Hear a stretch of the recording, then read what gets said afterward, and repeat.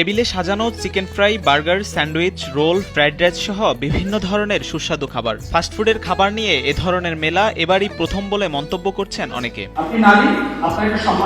তবে বৈচিত্র্যময় এই মেলায় কেবল ফাস্টফুড নয়, স্থান পেয়েছে নানা স্বাদ ও বর্ণের শীতকালীন পিঠা, পুডিং আর মিষ্টি। আমি সাধারণত বিভিন্ন ধরনের রাইস আইটেমের অর্ডারগুলো নিয়ে থাকি, যার মধ্যে বাঙালি খাবার আছে, চাইনিজ ফুড আছে, তারপরে ফ্রোজেন ফুড আছে, তারপরে হচ্ছে বিভিন্ন ধরনের স্ন্যাক্স আইটেম আছে।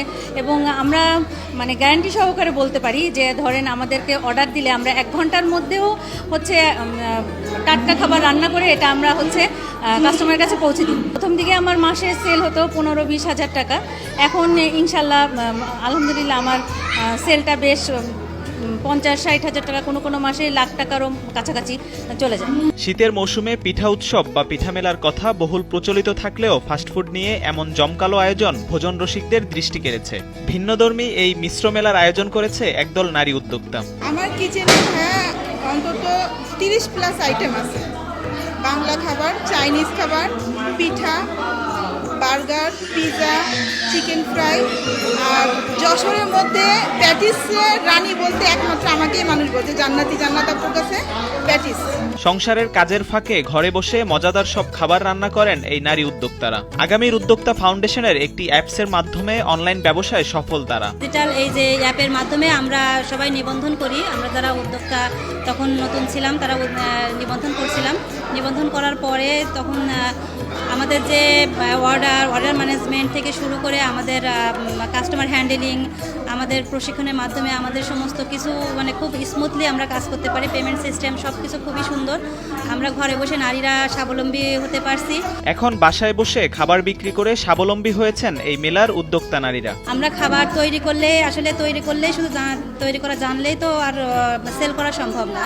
এটা অবশ্যই একটা পথ লাগে। সেই মাধ্যমটা এই যে আমাদের আগামীর উদ্যোক্তা প্ল্যাটফর্ম। আর সবাই মোটামুটি খুব স্বাবলম্বী হচ্ছে। আর আমাদের সেলস এরকম প্রতি মাসে 80-90-1 লাখ সেলস করা সম্ভব এখনকার সিচুয়েশনে। আমি এই বিজনেস করে আমার বাচ্চা দুটোকে নিয়ে আমি খুবই ভালো আছি এবং তাদের আমি লেখাপড়ার দায়িত্ব আমি একাই সামলাচ্ছি।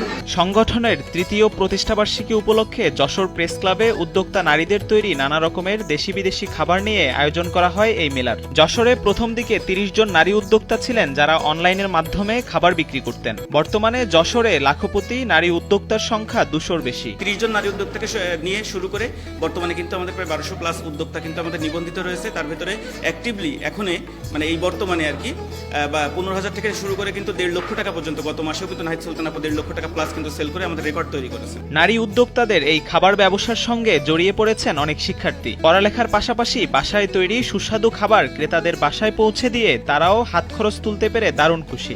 কেউ আবার এই ফাস্টফুড আর পিঠা ডেলিভারি দিয়ে সংসার চালাচ্ছেন বলে জানান।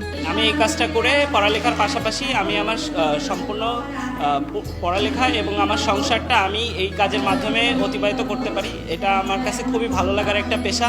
মানুষের সেবা করতে পেরে আমি খুবই গর্বিত। খাবারের মেলায় আগামীর উদ্যোক্তা ফাউন্ডেশনের সভাপতি নাহিদ সুলতানার সভাপতিত্বে অনুষ্ঠানে বক্তব্য রাখেন যশোর জোনাল সেটেলমেন্ট অফিসের সিনিয়র সহকারী সচিব হাসান হাবিব, যশোর প্রেস ক্লাবের সাধারণ সম্পাদক তহিদুর রহমান সহ অনেকে।